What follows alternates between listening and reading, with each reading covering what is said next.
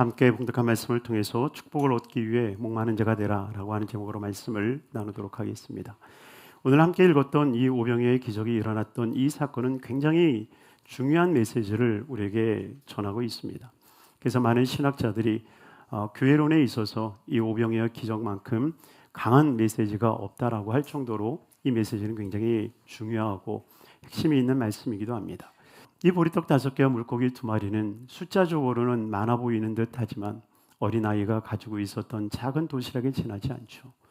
그러나 그 작은 도시락 하나가 결국 예수 그리스도가 그리스도이심을, 예수 그리스도가 만왕의 왕이심을 나타낼 뿐만이 아니라 그 자리에 있었던 5천 명의 모든 사람들에게 먹을 양식으로 전해졌던 것처럼 바로 나의 연약함이, 나의 부족함이, 나의 나약함이 하나님의 은혜를 입는다라고 한다면 나도 하나님의 이름을 증거할 수 있고 또한 많은 사람들에게 구원의 통로가 될 수 있다라고 하는 확신을 갖게 되어집니다.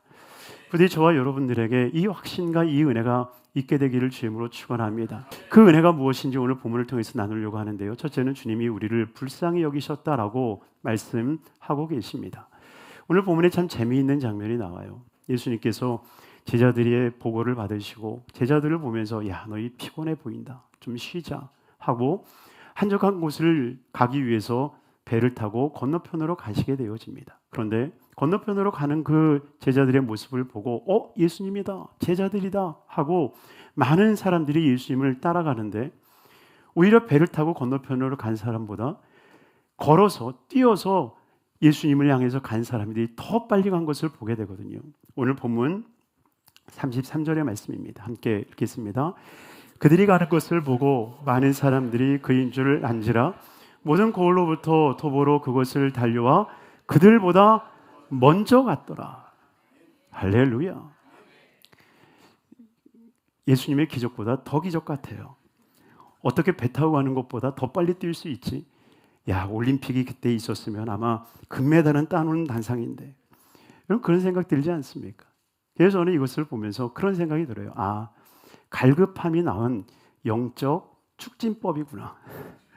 도사들이 했던 그런 영적 축진법을 아마 이들이 그 갈급함을 통해서 나아가지 않았나 생각을 합니다. 그런데 어쨌든 그렇게 무리들이 나오는 것을 예수님이 보시고 불쌍히 여기시는데요. 오늘 보면 34절의 말씀입니다. 함께 읽습니다. 그 목자 없는 양 같음으로 인하여 불쌍히 여기사 이에 여러 가지로 가르치시더니 아멘. 여러분이요, 목자 없는 양 같은 그들을 보신, 그리고 그들을 보시면서 뭐라고 여기셨냐면 불쌍히 여기셨다라고 말씀하고 있어요. 여러분 여기서 불쌍히 여기신 이유를 우리는 조금 더 깊이 생각할 수 있어야 됩니다. 왜냐? 정말 많은 사람들이 예수님을 만나기 위해서 온 것까지는 예수님이 인정하십니다. 목자 없는 양같이, 목자 없는 양 같다 라고 하는 것까지는 이해가 되는데 왜 그들을 불쌍히 여기셨을까? 실상 무리들이 예수님께 왔을 때에 예수님이 그리스도시요 살아계신 하나님의 아들이심을 믿고 예수님께 나아왔다면 그들은 사실 불쌍한 존재가 아니죠. 왜냐? 베드로가 예수님에게 주는 그리스도시요 살아계신 하나님의 아들입니다라고 하는 순간에 예수님이 그를 향해서 뭐라고 말합니까? 바요나 시몬아, 내가 복이 있구나. 복이 있구나. 왜요? 예수님을 아는 그 지식이 그에게 천국 열쇠를 쥐어주게 하여 주셨고 그 천국 열쇠를 통해서 하늘문을 열고 하늘문을 닫을 수 있는 거룩한 능력을 갖게 하셨다라고 하는 거예요.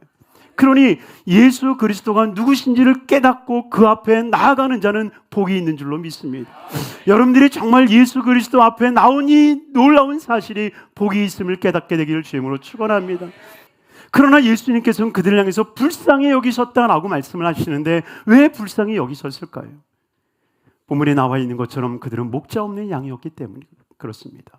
여러분 목자 없는 양의 특징이 무엇입니까? 여러분 부모가 없는 자녀들을 보면요, 부모가 있기를 소망하죠. 여러분 실상 이 세상은 목자가 없는 양이 자유롭고 진정한 자유를 누리는 사람들이다라고 얘기를 하지만 사실은 그렇지 않아요. 목자 없는 양들의 특징은 목자가 있기를 바라는 거예요. 여러분 당시에도 예수님만 메시아라고 그러는 줄 아십니까? 아니에요. 당시에 예수님만큼 인기가 좋았던 사람들이 굉장히 많이 있었습니다. 그래서 그 많은 인기를 얻는 사람들을 향해서 사람들이 군중심리로 몰려다니는 거예요. 야, 저쪽에 메시아가 있어 그러면 우르르 가고, 야, 저쪽에 메시아가 있어 그러면 저쪽으로 우르르 가고. 여러분, 그 군중심리를 통해서 사람들이 오고 가고 있는 그런 와중에 예수님이 등장하신 거예요. 그리고 그렇게 오고 가는 그 사람들을 보면서 주님은 불쌍히 여긴 거죠. 목자를 앞에 두고, 참 목자를 앞에 두고, 듣기는 들어도 깨닫지 못하고 보기는 보아도 알지 못하는 그 미련함을 보면서 주님은 불쌍히 여기신 거죠. 그러나 너무나도 감사한 것은 그 불쌍한 영혼들을 주님은 내버려 두지 아니하시고 하나님의 은혜로 채워주셨다라고 하는 거예요. 우리 조영희 목사님이 우리 한국이 은혜를 받을 수 있었던 그 이유는 정말 가난함에 대한 열망, 진리에 대한 열망, 해방에 대한 열망이 이 10년 가운데 있었기 때문에 그 열망, 그 갈망, 물론 하나님을 향한 것이 아니지만 그러나 그 갈망을 주님께서 귀히 여겨주셔서 하나님을 향한 갈망으로, 하나님 나라에 대한 갈망으로 바꾸어 주시며 하나님이 복을 주셨다라고 말씀해 주셨어요. 그래서 사람들에게 있어서 정말 한 가지의 기질이 있어야 된다라고 한다면 갈망함이에요. 정말 하나님을 향하여 목마름이 있는 것. 여러분, 이것이 얼마나 큰 복인지 모릅니다. 그래서 이사야를 통하여서 주님께서 우리에게 이렇게 말씀을 하세요. 이사야 44장 3절 말씀 함께 읽겠습니다. 나는 목마른 자에게 물을 주며 마른 땅에 시내가 흐르게 하며 나의 영을 내 자손에게, 나의 복을 내 후손에게 부어 주리니 그들이 풀 가운데서 솟아나기를 시냇가에 버들같이 할 것이라. 할렐루야. 주님은 그 목마른 자들을 채우시는 거예요. 그런데 그 목마른 자들을 채우시는데 무엇으로 채우십니까? 오늘 본문 34절에 우리에게 말씀하고 있죠. 함께 읽겠습니다. 예수께서 나오사 큰 무리를 보시고 그 목자 없는 양 같음으로 인하여 불쌍히 여기사 이에 여러 가지로 가르치시더라. 그러니 우리는 주님 말씀을 목말라 해야 되고 주님 말씀 배우기를 소망해야 될 줄로 믿습니다. 마태복음 11장 29절 이하는 우리에게 말씀하세요. 함께 읽겠습니다. 나는 마음이 온유하고 겸손하니 나의 멍에를 메고 내게 배우라. 그리하면 너희 마음이 쉼을 얻으리니 이는 내 멍에는 쉽고 내 집은 가벼움이니라 하시니라. 아멘. 그러니 우리가 정말 우리의 목마름이 세상을 향한 목마름에서 하나님을 향한 목마름으로, 세상의 물질과 권세의 목마름에서 하나님의 진리의 말씀의 목마름으로 나아갈 수 있는 우리 성도님들이 되길 주임으로 축원합니다. 그럴 때에 하나님의 말씀으로 채워지는 순간 우리의 삶이 복되어질 줄로 믿습니다. 또한 두 번째로 주님께서는 우리를 먹이시는 분이심을 우리에게 말씀하고 있습니다. 오늘 본문은 시간이 지나면서 이 말씀의 흥이 돋아오르기 시작했어요. 아마 예수님이 굉장히 기분이 좋았지 않았을까 생각이 들어요. 왜냐? 이런 많은 사람들이 와서 예수님이 말씀을 가르치시는데 빈들인데도 불구하고 해가 뉘역뉘역 지어질 때까지 사람들이 떠나지를 않는 거예요. 그런데 그때 그 흥을 깨는 사람들이 나타나는데 누구냐? 제자들이에요. 제자들. 오늘 36절 말씀인데요. 함께 읽겠습니다. 무리를 보내어 두루 촌과 마을을 가서 무엇을 사 먹게 하옵소서. 여러분, 제자들이 예수님께 와서 갑자기 이야기를 해요. 예수님, 지금 이 무리들 배고플 거예요. 그러니까 배고프니까 가서 좀 음식이라도 좀 사 먹게 좀 했으면 좋겠습니다 라고 이야기를 하는데 사실 누가 배고픈 거예요? 무리가 배고픈 게 아니라 제자들이 배고픈 거예요. 그러나 정말 예수님께서는 우리가 깨달아야 되는 한 가지가 있다면 바로 예수님은 그들에게 말씀만을 가르치시는 게 아니라 그 말씀이 결국 하나님의 양식임을 우리는 깨달아야 된다는 거예요. 사람이 떡으로만 살 것이 아니에요. 하나님의 말씀으로 살 것이라. 그러니 예수님에게 있어서의 말씀은 양식이고 그리고 그 듣는 청중들은 그 말씀을 자기의 양식으로 받아들이는 거예요. 그러니 예수님께서 사마리아 여인과 이야기를 하셨을 때에 제자들이 와서 먹을 것을 주었을 때 주님이 뭐라고 말씀하시나요? 너희가 알지 못하는 양식이 있다고 얘기하시죠. 요한복음 4장 31절 이하의 말씀입니다. 함께 읽겠습니다. 그 사이에 제자들이 청하여 이르되 랍비여 잡수소서. 이르시되 내게는 너희가 알지 못하는 먹을 양식이 있느니라. 여러분, 그 양식이 뭐겠어요? 바로 지금 예수 그리스도가 가르치는 말씀이고, 그리고 그 말씀을 듣고 있는 그 청중들이 하나님의 양식이 되는 거죠. 여러분, 이것을 모르는 것은 제자밖에 없었다라고 하는 거예요. 왜 그랬을까요? 우리 정기 목사님이 예전에 그런 얘기 하셨거든요. 여러분들은 저의 설교에 감동을 안 느껴도 제가 선교에 가면 사람들이 다 놀랍니다. 그러면서 선지자는 고향에서 인정을 받지 못합니다. 사실 그랬어요. 우리 조용기 목사님의 말씀이 얼마나 주옥 같았는데, 우리는 매일매일 듣고 늘 들으니까 우리 조용기 목사님의 그 말씀에 대한 귀중함을 사실 놓칠 때가 굉장히 많았거든요. 여러분, 지금 제자들이 그랬을지 몰라요. 제자들은 맨날 듣는 거예요. 그러니까 청중들은 한 번 들었던 얘기일지 몰라도 제자들은 맨날 듣는 거예요. 죄송한 표현이지만 지루한 거예요. 그러니 예수님, 밥 먹고 합시다 라고 얘기하는 거죠. 그때 예수님께서 뭐라고 말씀하십니까? 37절 말씀입니다. 함께 읽겠습니다. 대답하여 이르시되 너희가 먹을 것을 주라 하시니. 너희가 먹을 것을 주라. 여러분, 이 말씀을 우리가 주목할 필요가 있는 게 무엇이냐면, 지금 제자들이 예수님께 나와서 가서 사 먹게 하소서라고 얘기하지만, 여러분, 지금 성경에 보니까 여기는 빈들이에요. 그러니 이 말이 무슨 말이에요?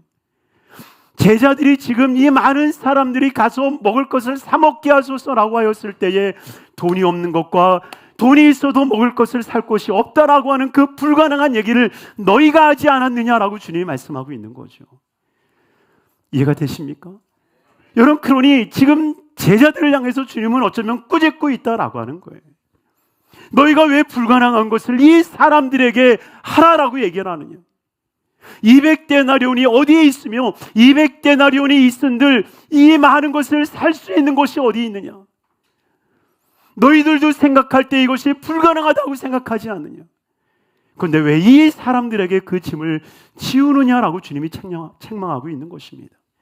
그런데 예수님께서 그 제자들에게 너희가 먹을 것을 주라라고 하였을 때에는 결국 그 일이 누구를 통해서 이루어질지를 주님은 아셨다라고 하는 거예요.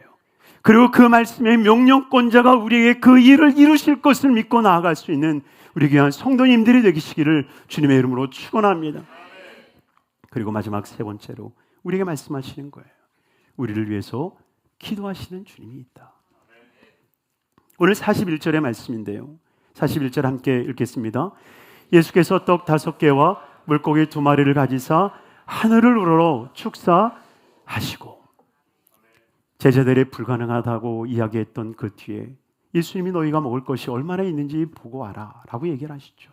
그러니 우리는 주님께서 나를 위해서 하늘에서 내 안에서 기도하고 있다는 것을 믿고, 주님이 보리떡 5개와 물고기 2마리를 손에 얹은 채 갖다 주어라 할 때 갖다 줄 수 있는 믿음이 있기를 주임으로 축원합니다.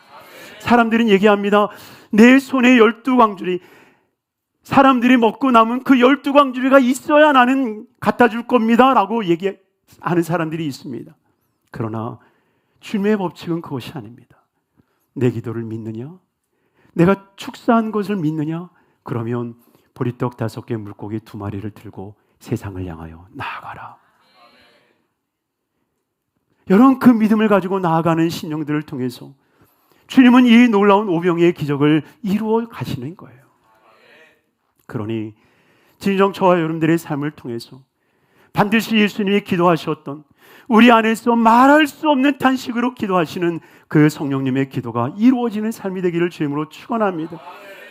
그래서 하는 예수가 그리스도이심을 나타내고, 또한 우리의 삶을 통해서 많은 영혼들이 구원을 얻으며 12광주리가 남는 놀라운 기적의 삶을 살아내는 우리 귀한 성도님들이 되기를 주님의 이름으로 축원합니다. 축원합니다. 기도하겠습니다.